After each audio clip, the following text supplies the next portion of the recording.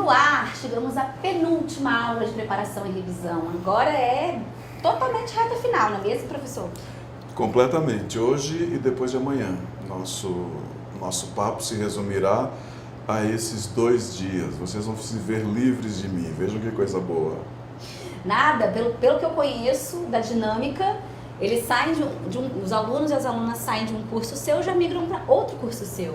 Nós vamos ter edição e formação de editor de textos,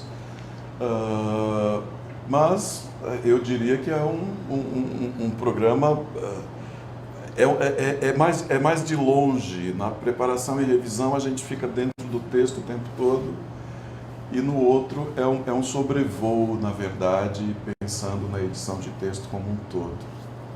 Muito bem. Muito bem, vamos lá. Vamos lá. Então vamos para a nossa conversa 11, e eu quero, como sempre, tentar inquietar vocês.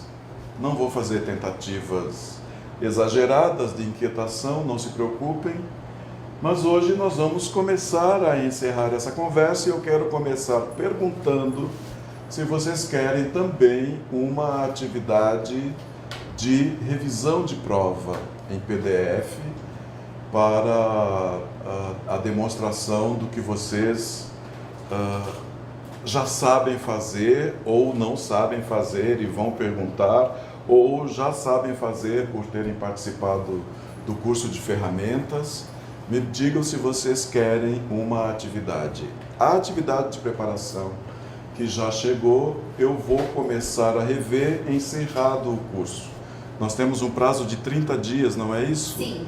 Até o acesso à plataforma, tanto meu como de vocês, e eu vou então comentar esses textos que foram preparados e que foram devolvidos.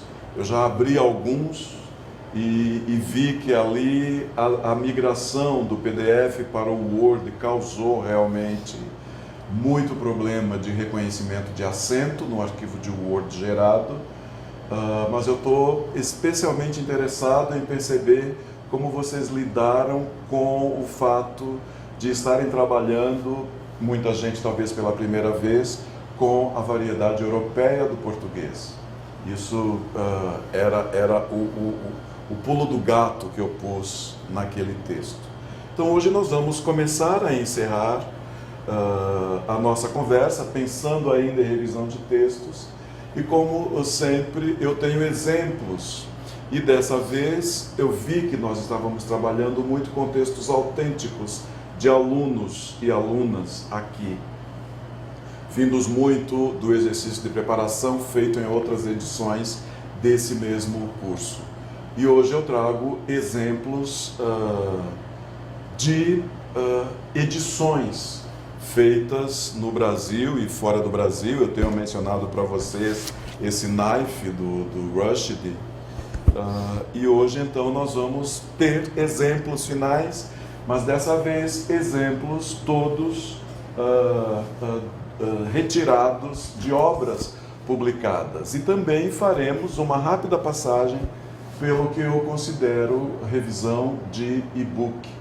Eu tenho também algumas coisas a dizer a respeito disso, uma vez que se prevê que, com a impressão sob demanda acontecendo e com a digitalização, há uma geração aí que vai chegar aos 20, 30 anos, daqui a 20 anos, e é uma geração perfeitamente capaz de ler textos digitais. Portanto, se prevê que cada vez mais a impressão em papel vai assumir um lugar secundário, talvez, especialmente para livros de estudo, para livros de formação. Então vamos dar uma olhada também na revisão de e-books hoje. E justamente hoje, porque revisão de e-books está muito próxima à revisão de provas, a primeira e a segunda revisões. Então temos hoje essa nossa conversa. É impossível que a gente não se prenda à preparação, dada a íntima inter-relação entre as fases do nosso trabalho, e hoje vamos então pensar da preparação / revisão até a revisão digital. Mas, como sempre, eu quero mostrar a vocês que uma questão tão boba quanto o acordo ortográfico se manifesta nas redes como uma questão que ninguém dá a devida atenção. Vejam isso, super procuradores ativar. Era uma brincadeira com o procurador e a vice-procuradora da República no governo anterior. Mas o que eu tenho aqui a mostrar a vocês é, mais uma vez, o desconhecimento do que manda fazer o acordo ortográfico. E não apenas, eu geralmente uso muito exemplos da mídia, não é? Mas não são apenas exemplos da mídia que devem preocupar a gente. Aliás, talvez nem devesse preocupar, mas quando eu encontro uma coisa como até o Laerte, por exemplo, né? Vejam aqui esse semipresidencialismo. Aqui nós temos a ausência de qualquer hífen ou de qualquer junção entre o prefixo super e o termo procuradores, e aqui a Laerte me põe um hífen para semipresidencialismo. Tudo isso contra o acordo ortográfico. Eu quero com isso convencer vocês, quem ainda não dedicou aquela meia hora, a dedicar aquela meia hora necessária para o conhecimento do acordo ortográfico. Mas grandes editoras também precisam orientar seus revisores, suas revisoras, a conhecerem o acordo ortográfico. Eu mostrei isso a vocês como uma emenda. Aqui eu mostro a vocês um livro publicado sem o necessário redobramento do hífen entre 1969 e 1974. Então, eu tento trazer exemplos variados, mas não é impossível encontrar problemas de revisão em obras publicadas por grandes editoras. E essa é uma obra de uma grande editora, o que indica que o acordo ortográfico ainda não chegou às editoras do jeito que ele devia, na sua integralidade e na sua prática. E pensar que no Brasil nós temos o único território onde o acordo faz alguma diferença.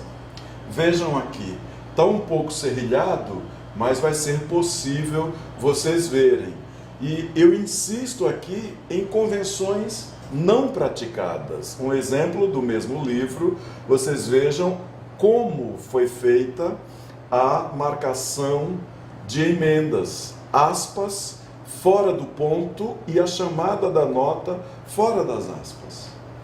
Este é um exemplo da necessidade concreta de a gente botar em prática, além do acordo, as convenções de que nós falamos aqui.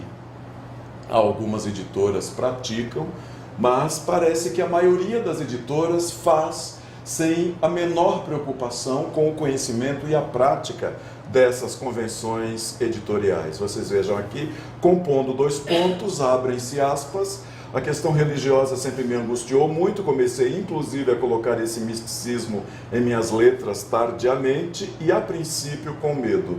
Mas as próprias letras das canções me ajudaram a superar tudo isso, ponto, aspas fechadas, chamada de nota. Nesse caso são notas de fim, pelo que me lembro desse livro.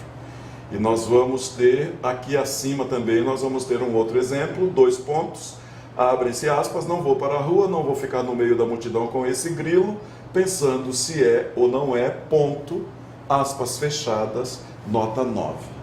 Então é muito comum, por isso eu insisto bastante em convenções editoriais nas nossas conversas, para que vocês saiam daqui com a segurança de que botar essas aspas precedidas que fecham um ponto, que fecham dois pontos dentro da pontuação e a nota, a chamada de nota também, faz com que nós não tenhamos essa sujeira fora da sentença, porque me parece uma sujeira, nesse caso que a foto está serrilhada, porque eu ampliei, e mesmo a qualidade dessa impressão não é muito boa, parece uma sujeira fora da página. Então, quando você inclui dentro da sentença, o que é diferente de você ter uma sentença iniciada por aspas, fora de 2 pontos. Então, são essas duas convenções que se complementam. Então, eu estou querendo agora mostrar a vocês com exemplos editoriais o que não se faz, como não se faz, e a necessidade de a gente começar a fazer de um modo mais constante as convenções de que tratamos aqui nessa nossa conversa, nessas nossas conversas. E há também, gente, passados esses exemplos, há também prazos estimados para a prática das funções de que nós tratamos aqui. Se pensando num livro de 200 laudas, né, que você possa ter, a depender da complexidade ou não desse texto, de 15 a 30 dias para fazer essa preparação dessas 200 laudas. Então, dividam 200 por 5 e aí vocês terão 40 laudas por semana para a preparação. Pensando de segunda a sexta, tentando evitar aquele afobamento de ter de trabalhar aos finais de semana. Pensando em 30 dias, você terá 40 laudas. Pensando em 15 dias, teria de ser um livro de grande acessibilidade para você poder cumprir as mesmas 200 laudas em 15 dias. É claro que haverá obras muito maiores. É claro que haverá obras muito maiores e muito complexas. E aí se vai negociando esse prazo a depender das características de cada projeto. Se você tem um texto como o texto do Rushdie, você não terá muito trabalho, porque o cara escreve lindissimamente. É preciso até tornar ainda mais aumentativo esse advérbio estranho, lindissimamente, porque o texto é de uma clareza absoluta. Isso acontece, claro, com autores que escrevam em português. Haverá autores que exigirão um trabalho mais detido. Se houver muitas repetições, se você tiver muitas questões para resolver. Mas esses são prazos estimados, não é? Para a revisão de primeira prova se pensa de 10 a 15 dias. Pode ser que no meio do caminho, no primeiro dia, a revisora perceba que a preparação deixou muitos buracos, deixou muito vácuo, e será necessário renegociar esse prazo. E vocês vejam que a depender da revisão, o prazo vai caindo. Uma revisão de segunda prova de 5 a 10 dias, uma revisão de terceira prova, se houver, de 3 a 5 dias. Então esses são prazos com os quais as editoras podem trabalhar, prazos médios. Isso não é uma regra absoluta, eu repito. Esses são prazos médios estimados, pensando num texto de complexidade assimilável por parte da preparadora, da revisora, do revisor, que for chamado, das pessoas que forem chamadas para fazerem cada uma dessas funções.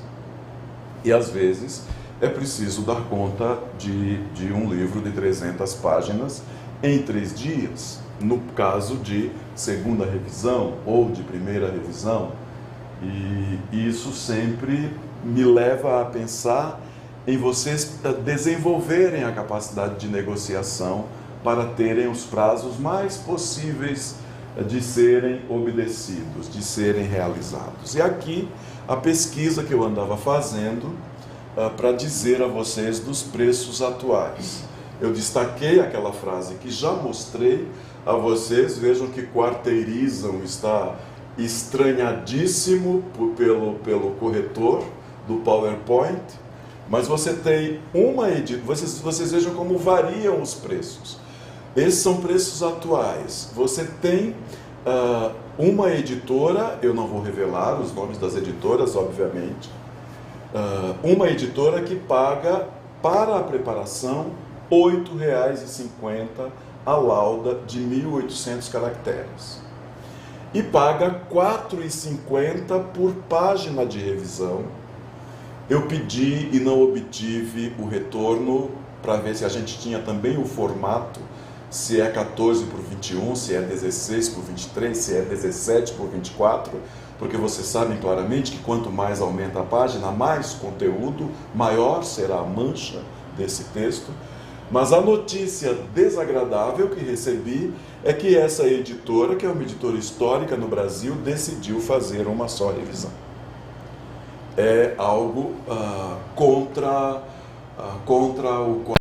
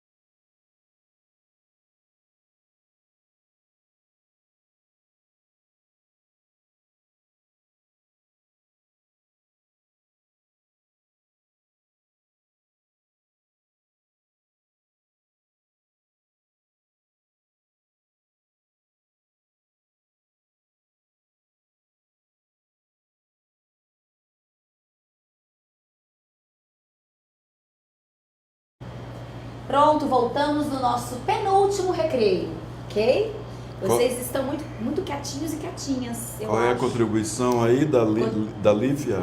Não, da Stephanie. Da Stephanie? Da Stephanie ela colocou aqui um link para questões comuns da formatação dos e-books do blog da Livros. Então, quem está assistindo a aula gravada, vai no histórico do chat que vai ter lá esse link que ela deixou aí para ajudar vocês a entender essas questões. Eu gosto especialmente do termo formatação, porque é o que eu tentei demonstrar aqui a vocês, que é basicamente formatação.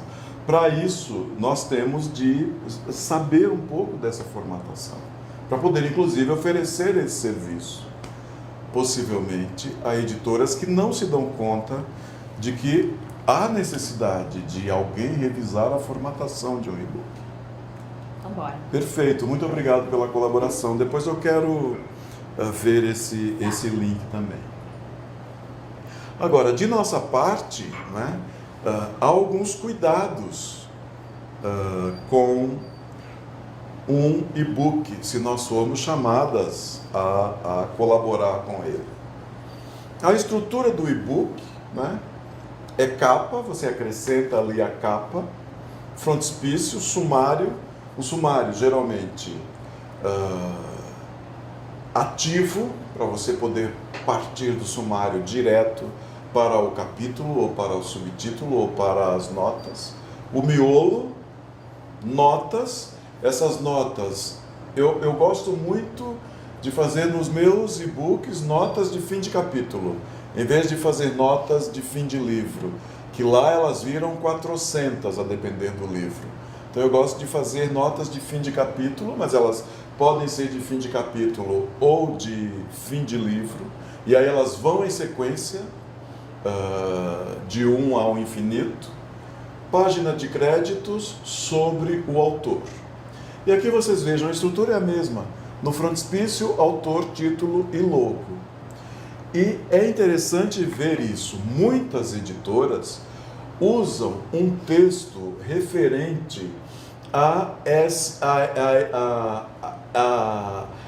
esse conselho de guardiães da floresta, ou para o português virou Conselho de Manejo Florestal, e é inclusive essa uma exigência dos PNLD, dos Planos Nacionais do Livro Didático, que exigem que nós usemos papel criados em territórios que façam manejo florestal. Então, há muitas editoras que têm esse texto referente ao FSC. Então é preciso... Esse é um elemento do papel que não vai para o digital, obviamente. Seria um dado completamente anacrônico publicar um livro com esse texto que normalmente está na página de créditos. Checar títulos no sumário e no miolo, vejam. Batida de parágrafos.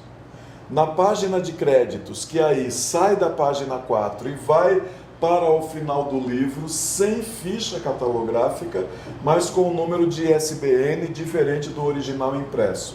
Isso é importante estressar aqui na nossa conversa. Gostei do estressar hoje.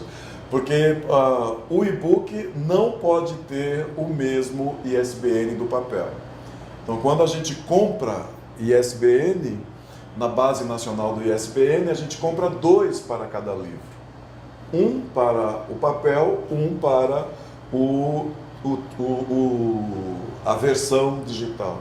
Copyright deve haver, os créditos todos, preparação, no caso dessa editora, frase e acordo ortográfico, eu não uso, estou até olhando para ver se há muitas editoras que usam, virou meio uma moda, uma convenção que é completamente desnecessária, essa coisa de ficar dizendo este livro é editado segundo as normas do padrão do novo, e usam o novo acordo ortográfico de 1990. Revisão, título original, ISBN, capa e crédito de imagem, então é basicamente a repetição de todos os dados que nós temos no livro físico.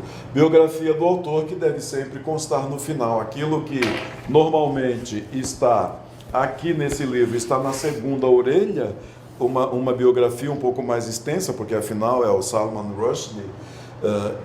Isso no e-book vai para dentro do livro, uma vez que você não terá essa área de possível impressão de dados, isso vai para dentro do livro, né?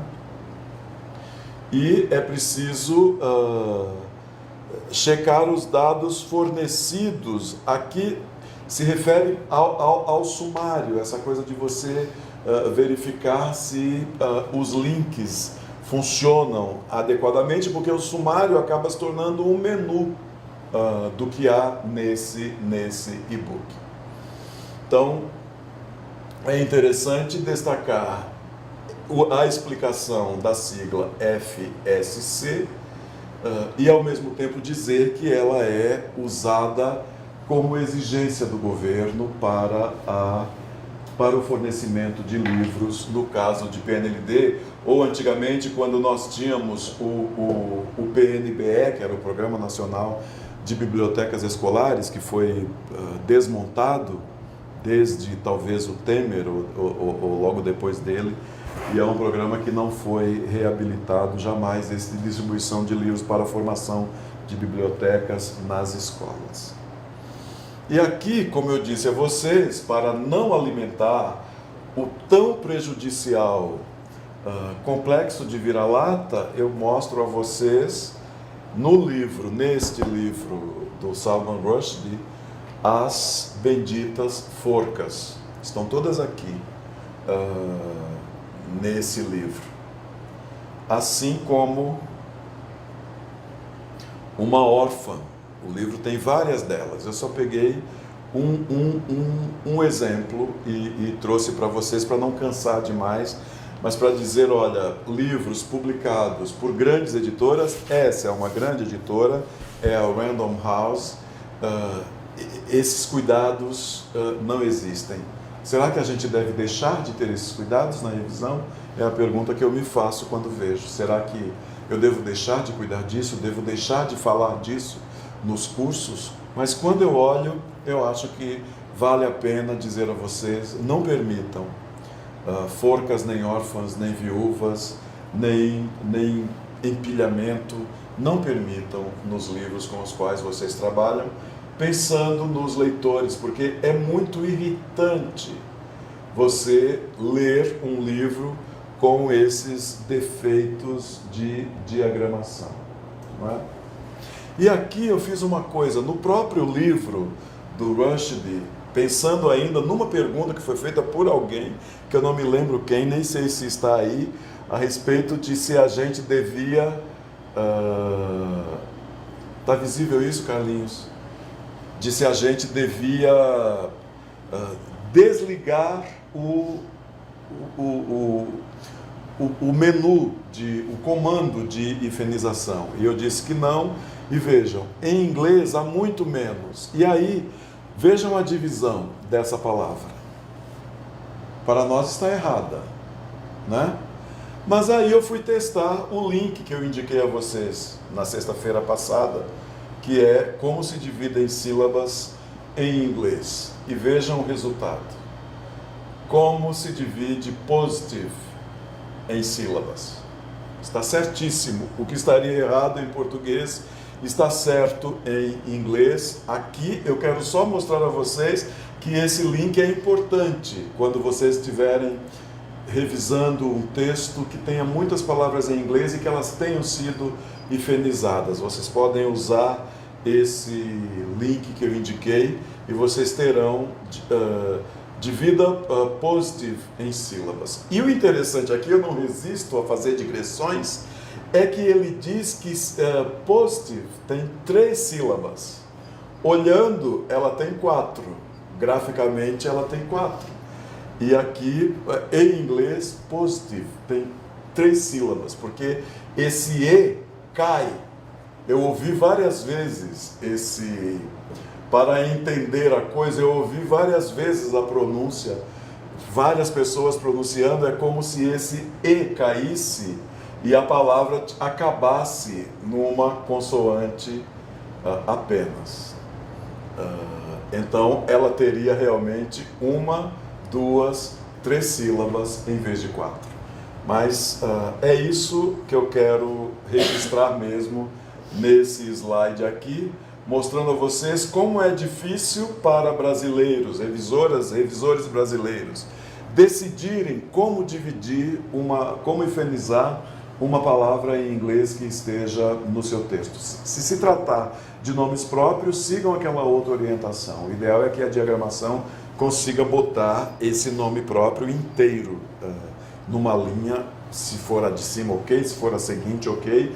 O ideal é que ela esteja inteira por conta dessa maluquice fonológica da divisão de sílabas em inglês, que é um drama sempre. Muito bem, vamos ver o que nós teremos a seguir. Bora, vamos ver o que nós teremos a seguir. Sim, eu estava só dizendo que essas questões são desse livro da Random House, que é uma grande editora e que traz os mesmos problemas que aqui são apontados como defeitos que a revisão deve resolver nas suas provas. E claro que os brasileiros também têm, né? Olhem aqui a história que faz com que a gente veja que essa é uma praga universal, digamos, né? Aqui há uma série, não está acabando, é que eu trouxe essa indicação para antes, não está acabando a nossa aula. Aqui eu trouxe uma série de links para vocês terem como fonte, né? Eu chamei para aspectos práticos, recursos eletrônicos. Aqui são basicamente os links para os vídeos da Ivone Benedetti, que ela tem um tom bastante irônico, bastante enérgico, uma senhora de mais de 70 anos, que traduziu de tudo, que tem um doutorado na USP em tradução, que é de pensamento esquerdista, que tem aquela coisa da geração dela, que é uma geração mais velha que a minha, de ter lutado na resistência política muito mais do que eu, que fui criado meio sem tanta proximidade com questões políticas, me politizei depois, mas Ivone é essa figura politizada e meio dura. E aí ela tem esses links que podem ajudar muito, esclarecer muito a vocês a como abordar editoras, como sobreviver na editora, nome próprio se traduz. Você quer mesmo traduzir literatura? Ela trata da tradução de literatura, indica dicionários para o tradutor, as ferramentas mais úteis, como abordar as editoras, mudou de língua, muda o nome da cidade. São todas essas questões que fazem uma coisa que eu gosto de fazer, de levar vocês para o extremo das questões, para que vocês possam achar o meio termo enquanto trabalham. Esse mudou de língua, muda o nome da cidade, é ótimo, porque trata de uma história de uma cidade que no domínio da União Soviética tinha um nome e depois recebeu outro nome. São todas coisas que dependem muito da cultura geral, de quem está traduzindo, de quem está preparando, de quem está revisando. Ela vai insistir muito nisso. E eu gostaria de ver com vocês como sobreviver na editora. É um vídeo de 11 minutos. Eu sugiro que a gente veja isso depois de amanhã, para alimentar um pouco a conversa, mas o link já está aí para quem quiser ver, né? E agora vamos tentar ir encaminhando nossa conversa para o fim do tratamento do tema da revisão. E vejam, o Sacconi, que é tão criticado como gramático, etc., tem uma definição de revisão que eu trouxe para vocês verem como é que ele define revisão, e é uma definição que nos afasta daquela coisa de revisar apenas para a correção de erros de português. Em revisão, talvez a gente tente corrigir problemas de português, mas é apenas uma parte do que a gente deve fazer. Revisão, ato ou efeito de rever. eu gosto disso, aplicar a revisão, essa acepção primeira. Exame atento com o propósito de modificar. Vejam bem, exame atento com o propósito de modificar. Mas logo depois vem reconsideração, recapitulação, depois emenda, correção. E depois tem dados mais institucionais, setor de uma editora, agência de propaganda, e depois revisar, fazer a revisão de revisora, adjetivo e substantivo masculino, etc. Mas vejam, não há nas acepções de revisão de Saccone nenhuma imediata ligação com gestos gramaticais, porque a emenda, quando a gente corrige uma forca, a gente faz uma emenda. Correção, quando a gente corrige uma viúva, é também uma correção. Então é uma definição bastante aberta, bastante adequada a tudo o que nós tentamos tratar, a tudo pelo menos o que eu tentei tratar aqui com vocês, né? E a revisão tem esse sentido amplo de um serviço prestado, tem todos esses sentidos, né? Um deles é revisão de textos, porque revisão de literatura não tem a ver com revisão, tem a ver com revisão das obras de referência a determinado tema ou a determinado campo.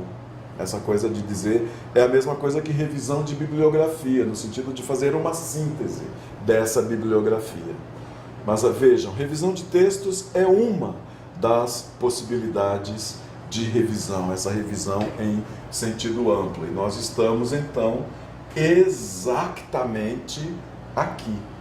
Revisão de textos, o que aponta para a enormidade que é essa revisão de textos, de todos os tipos, agora, de várias plataformas, de várias bases,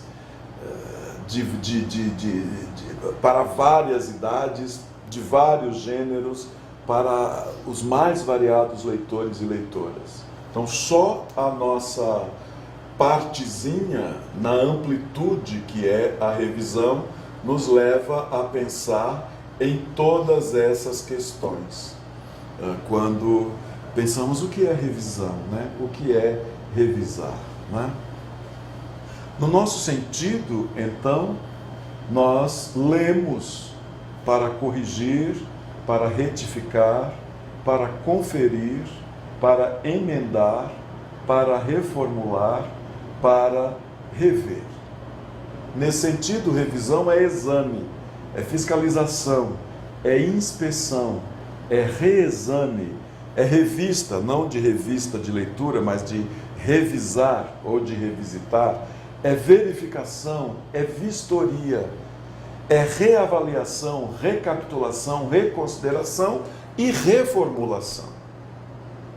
Então vejam, aqui é muito difícil a gente separar a preparação de revisão, porque só essa palavra reformulação nos leva a ligar, a vincular revisão à preparação. Por isso que a divisão que a gente faz é apenas didática, mostrando momentos. Mas essas atividades todas, separadas por nomes e imaginando que cada uma terá uma profundidade de intervenção diferente, são absolutamente vasos comunicantes no processo de editoração de um texto, né? Nova leitura crítica, cada fase, preparação, primeira revisão, segunda revisão, pode receber o nome de uma nova leitura crítica, porque nós devemos fazer essa crítica ao que estamos lendo. É também recapitular, recordar. E é instrumento, isso é importante, para a fixação de um conteúdo. Lembram da história de que o livro entra texto na editora e vira livro depois que passa por todas as fases? Justamente por isso. Porque todos os nossos gestos, todas as nossas intervenções vão fixando o conteúdo do que esse objeto de cultura, do que esse objeto de ler diz. Isso é importante a gente levar como consideração, como conclusão provisória, porque as conclusões são todas provisórias desse nosso curso. A nossa preparação, as nossas revisões são instrumentos para a fixação de conteúdo. Quando a nossa preparação e as nossas revisões falham, a depender do que nós tenhamos deixado de fazer, o conteúdo não se fixa claramente. É possível até passar pelas viúvas, pelas forcas, etc. Mas quando você lembra daquele eventualmente, naquele livro, o conteúdo não se fixa. Porque em português, eventualmente não significa por fim. O conteúdo é prejudicado, especialmente num livro de ciências. Então, tomar consciência de que o nosso trabalho fixa conteúdo nos leva a um outro patamar de considerar o que nós fazemos quando preparamos, quando revisamos. Vocês vejam, a revisão é tão importante que até os corretores digitais estão desenvolvendo capacidades de revisão. Tão importante é a revisão. Outro dia eu vi uma pessoa fazendo algo que eu ainda não sei fazer. Eu vi a pessoa usando o teclado do WhatsApp, passando de letra a letra, como se estivesse, passando de letra a letra e gerando um texto. E o texto ia recebendo, assim como no Word nós vemos, muitas palavras com aquela coisa, com aquela marca, com aquela minhoquinha embaixo das palavras indicando a necessidade de correção. A revisão é fundamental a ponto de a inteligência artificial já se propor a desempenhar parte do trabalho de revisão, do trabalho de preparação. Parte. Enquanto eles não forem os seres que eu vi num filme chamado Atlas, esses dias, com a Jennifer Lopez, eu acho, quando a inteligência artificial se conecta com o cérebro humano por meio de um aparato que se fixa na orelha, pode ser que eles ainda não, esses seres digitais todos não tenham acesso à semântica, que é o que nos move, a busca do sentido, a criação de sentido. Mas, por enquanto, o pacote Office, etc., vem buscando as facetas mais automáticas do que seria a revisão. Então, essas ferramentas corrigem automaticamente ou manualmente, a depender das configurações que você imprima a sua máquina, né? A escrita em redes sociais também vem sendo afetada por corretores e revisores de texto. É o exemplo do WhatsApp, né? O usuário pode ativar o corretor ortográfico, mas evitando pequenos erros de ortografia. E aqui o interessante é dizer que ortografia não é língua. Ortografia é convenção. Então, para vocês verem onde está, em que nível estão os corretores digitais, os corretores ortográficos digitais. Ortografia não é língua, ortografia é convenção. A língua está naquela relativa cortadora do livro que eu mostrei a vocês. A ortografia não vai nunca se dar conta disso. Está naquele eventualmente, está naquele o quão. Ali as questões de sentido e as questões de variação e mudança, as questões relacionadas à gramática típica da nossa língua. Ali estão as questões de língua, né? Então, essas questões de ortografia é o que são revisado pelo aplicativo. Então, há lugar, muito lugar, para a ação humana, especialmente conferido. Além de os livros terem de ter ISBN, claro, eles devem ser conferidos com o original ou com a prova anterior. Porque muitas vezes, esse povo aqui que diagrama, usa uma ficha catalográfica qualquer e põe lá no espaço. Eu já tratei disso e repito, cuidado com isso. É preciso ver se a ficha catalográfica é a desse livro. e já mostrei a vocês aqui que ela tem um número, ela tem o nome do autor, ela tem o título do livro, ela tem o ISBN do livro. Não há falta de acessos à verificação de se essa ficha catalográfica faz realmente parte desse livro, se é a ficha do livro. E aí uma questão importante também. Se você por acaso um dia for contratada para revisar uma capa, vocês vejam que capa tem textos, né? Essa capa aqui tem título, subtítulo e nome do autor, não tem. A editora está na lombada. Aqui os americanos costumam fazer isso. O logotipo vai aparecer só lá no frontispício, né? Mas você tem uma lombada, você tem uma contracapa e aqui você tem o ISBN. Esse ISBN precisa ser igual ao que está na página de créditos e na ficha catalográfica. É também um outro lugar de acesso a esse número que é tão importante para a identidade e para a propriedade do livro. Por isso, a revisão interfere no texto com essa variedade de finalidades, né? Pensando sempre na completude da publicação, o tempo todo. E uma coisa importante, não sei se você se lembra daqueles tipos de resolução de que nós tratamos em algum momento, já não me lembro em qual conversa, né? Mas o tipo de intervenção da revisão, tanto da primeira como da segunda, é a de tipo resolutivo. Se lembram dele? O que é uma resolução? É uma solução.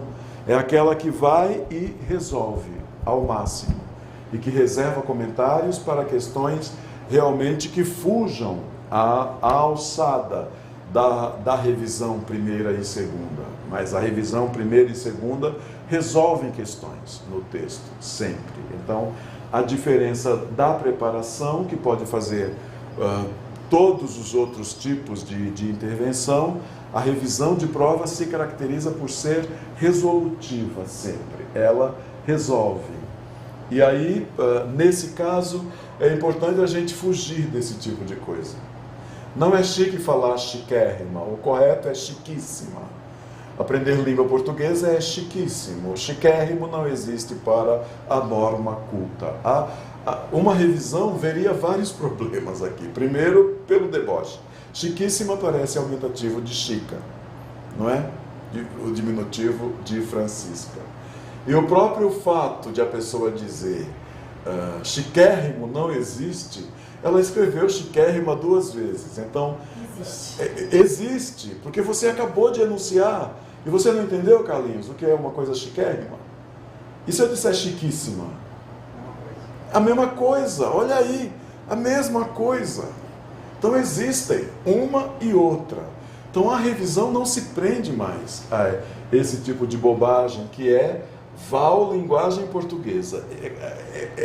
Cada hora a gente descobre as revisoras não se prendam a essas questões, se prendam às outras tantas que eu tentei demonstrar aqui nas nossas conversas. Uma outra coisa importante a dizer é que não existe exatidão absoluta e não existe neutralidade no nosso trabalho. Nós nunca seremos 100% exatos e não há essa coisa de sermos neutros. Uma vírgula que você ponha no texto é uma intervenção que reflete o seu modo de enxergar aquele texto, e esse seu modo de enxergar o texto decorre do seu modo de enxergar o mundo. Há uma ligação imediata entre essas coisas aí, né? Em vez do chiquérrimo, em vez do chiquíssima, vocês vejam aqui, naquele mesmo livro com o qual eu comecei hoje a conversa, a intenção de Caetano era rodar o filme em apenas 3 semanas, prazo que assustou o primeiro contratado para a equipe técnica. Vejam, não há corretor ortográfico que descubra isso, e aqui nós temos um problema, esse intenção com S. Porque é mais do que você entender que intenção com S não existe, porque intenção com S existe. Só que não significa intenção, essa coisa de desígnio, de decisão, de inclinação para algo, para fazer alguma coisa, ou a intenção de ser alguma coisa, portanto, com cedilha, que vem de intentio, né? com T originalmente em latim, ou intentio, né? E intenção existe. Então veja como é complicada a vida. É muito mais complicada do que supõe essas paginetas de macetes gramaticais, que falam só bobagem. Veja como é muito mais complicado, né? Intenção com S de Caetano era rodar o filme em apenas 3 semanas. E aí é a coisa de a gente ver como a Carolina Machado definiu revisão de um modo muito ligeiro, de um modo muito incompleto, quando a gente vê esses problemas publicados, quando a gente vê essas questões publicadas. É preciso ter o máximo de cuidado com isso. E eu gostaria, se tivermos tempo, não sei quanto tempo temos, né, de também levar um pouco vocês para essas questões de acabamento. Esse mesmo livro foi um livro que eu li. Eram perfis de Caetano Veloso. E quando eu recebi o livro e abri, o livro já vinha assim. Chegou o livro, eu comprei, chegou na minha casa, o livro já vinha assim. Mas este livro que eu também comprei e chegou na minha casa, também já chegou meio querendo soltar as folhas. Esse livro também já veio querendo soltar as folhas, né? Então, defeitos de acabamento não tem a ver com revisão. Mas eu acho que a gente precisa, por 2 minutos, pensar nesses defeitos que podem acontecer, né? E esse defeito está explicado no colofão do livro. Vejam a necessidade dessa coisa de a gente ter rudimentos, como eu digo a vocês o tempo todo, de aspectos gráficos do livro. O que diz? Este livro foi composto na tipografia Minion Pro em corpo 11/15,5 e impresso em papel Off-White no sistema Cameron, da divisão gráfica da distribuidora Record. Então, quando você olha um livro assim, que já chega soltando as folhas, ele ficou seguro apenas pela capa, com as folhas todas soltas. Você imediatamente vê que esse livro, primeiro, não foi costurado, como se fazia antes, e depois foi apenas serrilhado, sem a profundidade necessária. Se lembrem da história da profundidade na revisão, sem a profundidade necessária, e recebeu a capa com cola quente. Você sabe o que acontece com a cola quente, não é? Ela se solidifica, mas quando você abre as páginas, ela se quebra. Ela se quebra imediatamente. Então, quando você olha sistema Cameron, você vê claramente que é um sistema quase digital, das gráficas digitais, é uma coisa próxima do Xerox. Então, aquele serrilhado que eu mostrava a vocês antes tem a ver com esse sistema de impressão. E esses defeitos de acabamento têm a ver, olha, é serrilhado, dá para ver tranquilamente. Esse sistema de acabamento é muito rápido. Esse sistema faz assim, não sei quantas unidades por segundo. E aí é feito com cola quente, o que causa isso, que é um desagrado tão grande você comprar um livro e ele se rasgar inteiro, se descolar inteiro nas suas mãos. E essas são todas questões que têm a ver com o nosso ofício, com o nosso trabalho. Então, tudo o que é conhecimento colabora para que a gente desenvolva visões de mundo no nosso e essas visões de mundo serão profundamente capazes de fecundar o nosso trabalho, porque visão de mundo não se desvincula da linguagem, e preparação, revisão também jamais podem se desvincular da linguagem, porque a gente encontra o tempo todo ideias, discursos, vida real, e tudo se exprime por discursos, como a experiência desse autor aqui, que faz meditações depois de uma tentativa de assassinato. Ele tenta, pela linguagem, se reconstituir a partir do atentado que ele sofreu, e ele ficou vivo mesmo depois desse atentado. Isso tem a ver muito com linguagem, com discurso, e nós trabalhamos com isso o tempo todo. Isso tem a ver com acabamento? Tem a ver com acabamento, porque você poderá julgar o serviço que uma editora faz ao produzir um livro nessas condições, que se abre, se quebra quando recebido pelo leitor. E vocês vejam esse sistema, se vocês pesquisarem esse sistema, ele só recebe elogios nas redes sociais e nas matérias de jornal. Ele só recebe elogios. E quando você recebe o livro é assim. Então, há aí uma distância entre o discurso que se faz na linguagem e a realidade que você encontra ao abrir o livro, que se pretende traga um exercício de linguagem. Eu queria só chamar a atenção de vocês para a profundidade de tudo o que nós vimos, de tudo que nós tratamos aqui. E aí, uma coisa que eu não mostrei a vocês, que é um outro problema para quem trabalha com textos, especialmente para quem edita textos acadêmicos, dissertações, etc. Essa mesma frase do Fiorin, que é um linguista daqui da USP, já está aposentado, eu acho. Fiorin já está bem avançado em idade. Essa mesma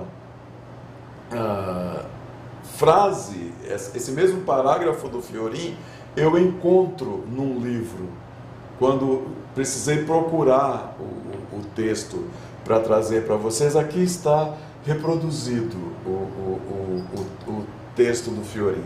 Então, o plágio é um outro problema que precisa estar no radar de vocês, especialmente de quem trabalha com trabalhos de conclusão. Se bem que agora o plágio virou um plágio absoluto, porque as pessoas pedem ao ChatGPT que faça os trabalhos, né?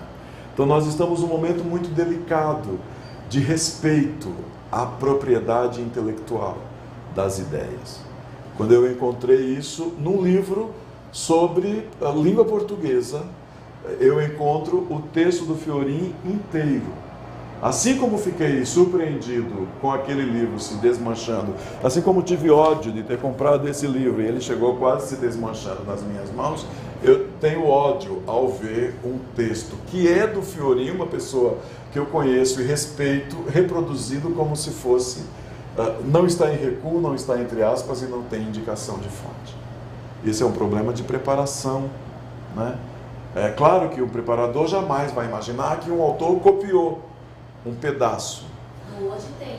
Mas eu acho que nós precisamos começar a usar vários aplicativos que em 3 segundos devassam o texto e dizem se ali há a possibilidade de plágio ou não. E encerramos. Eu gostaria só de destacar aqui o que aquelas autoras do manual de edição de texto dizem a respeito da revisão, né? Ela diz que nós devemos ler um documento letra por letra, palavra por palavra. Isso aqui eu já disse, com cuidado e atenção extremas. Mas vejam, ser um revisor se assemelha ou se aproxima de fazer um exame de inglês que nunca acaba. A todo momento, em inglês, porque elas escrevem em inglês, poderia ser português ou qualquer outra língua. Seu conhecimento de ortografia, gramática, pontuação, uso, vejam, uso, o que tem a ver com se desprender da gramática e trazer o uso ao mesmo nível da gramática. Sintaxe e elocução está sendo testado. Agora, no entanto, não se espera que você seja perfeita, que você seja perfeito. Todas as revisoras, todos os revisores deixam passar erros aqui e ali. De acordo com um estudo sobre taxas de erro humano, 95 de precisão, talvez eu devesse ter dito aqui exatidão, eu gosto mais de exatidão do que de precisão, é o máximo que um ser humano pode alcançar. Por isso que eu digo, é preciso ter preparação, primeira revisão, segunda revisão, porque aí a gente juntando esse 95% de que a gente é capaz, a gente passa do 100%, com cada vez uma pessoa diferente fazendo o trabalho. É isso, a Dani e o Carlinhos estão me mandando interromper essa conversa e eu espero encontrar vocês para a nossa finalização depois de amanhã. Obrigado pela paciência até agora, gente. Tchau, até quarta.